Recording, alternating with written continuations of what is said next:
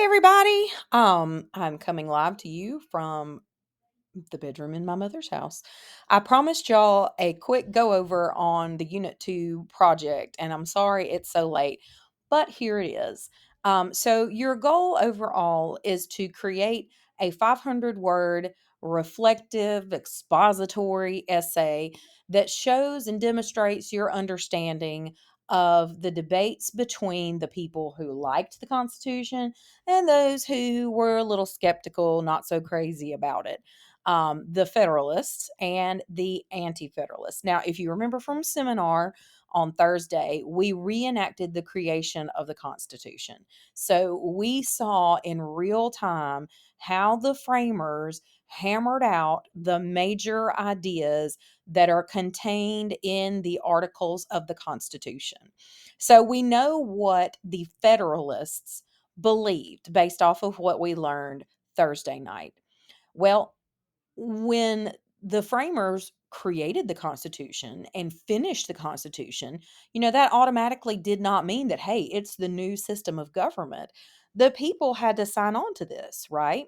So it had to become ratified or approved by the states in order to take place. And those who supported the Constitution became known as Federalists. Those who were against the Constitution became known as Anti Federalists. And there were important founding fathers on both sides of the fence, as you're going to find this week, or hopefully you have already found through your readings and your research. So, the idea is, how do we come to an agreement? What do both of these groups believe about government, and what's going to be best for the people?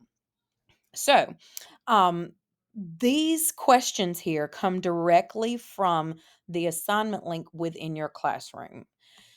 The first thing you're going to do is demonstrate your understanding on how they plan to organize the government. What does the executive, legislative, and judicial branches, how do they reflect the ideas of the Federalists and the Anti-Federalists there within the Constitution? How did the Anti-Federalists and the Federalists understand the relationship between the government and the states? And then how did they argue to the people that their points should win out? So you're going to be looking at both Federalist and Anti-Federalist ideas in all of this, right? Um, and you're going to be using several primary sources. And now I'm going to take us over to the assignment rubric, because the rubric really fleshes out for you exactly what sort of details or exactly how many details you need to include. All right, so let's take a look at it really quick. The first criteria on the three branches of government explains how both the Federalists and Anti Federalists envision the organization of the three branches, with three examples that come from the constitutions, or comes from the Constitution, and you explain the differences between both plans. Okay. So tell us how they believed the government should look, the structure of the government should look. Show that you understand the differences between the plans with three examples that you need from the Constitution. Okay. And hopefully, some of these bells are going off in your brain. Hopefully, you're remembering some of the things that we talked about, right? Or that we simulated within seminar. The next criteria, the national and state government. So, explain how the Federalists and Anti Federalists saw the relationship between the national government and the state government. Give us three examples from the Constitution for the Federalist plan. Okay, so the three examples that you need should come from the Federalist plan, because remember, guess who went out? The Federalists, right? So, show us how things sort of wound up when in all that. And then rationale. Explain how Federalists or Anti Federalists argued for and against the ratification of the Constitution, with three examples from the Federalist or Anti Federalist papers. And that's what's on this slide here, right? Now, in your classroom, all of these are links. So you can click the links and go directly to Federalist paper number 10. And Federalist paper number 10 is the 10th essay written by one of the Federalists and published for people to read that is arguing in favor of ratifying the Constitution. Okay. So that is that part. Let's see. And then finally, the Constitution, yay or nay. Explain support for against the 87 Constitution with 3 examples obtained from the Constitution, Federalist or Anti-Federalist papers, and or personal experiences, right? And so this is the last part that comes in your assignment instructions. So this is where you kind of give your own personal opinion. Given your personal beliefs or what you have come to believe after, doing your research and learning about the Constitution this week, which party would you align yourself with? Would you consider yourself a Federalist or would you consider yourself an Anti-Federalist? And why? Tell us your rationale. And so you need to back up your reason. Well, I would be a Federalist because give me some points from the Constitution that you agree with. Give me some points from the Federalist papers that you agree with. Okay. So back up your opinion with evidence, right? Okay. Um, and then, of course, it's an essay, right? So you'll need a conclusion, you'll need an introduction. And because it's an academic essay, you also need a reference page, right? So your reference page is going to include at least the textbook, right? And some of those primary source documents as well. You may wind up quoting or citing the actual Constitution because you're using pieces of the Constitution as well, right?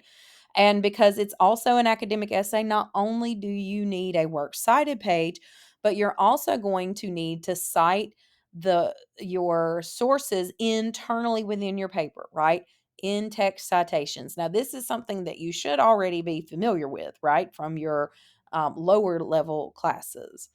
And if it's something that you're kind of weak on, that's perfectly fine. I totally understand it. There's 50 million different writing styles, and you've probably used 3 or 4 of them already. But there's lots of resources for you in the Writing Center that will guide you through APA. Microsoft Word has lots of little cheats that will help you come up with citations. Our Writing Center does the same thing as well.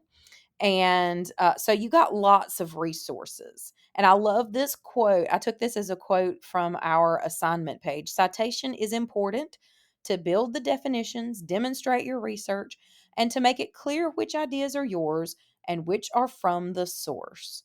Check with the Writing Center for APA style tips. And this is just that last part's not all that important. But your citations show what is yours, what is not yours, to make it clear your ideas and distinguish them from the source that you are using. Okay.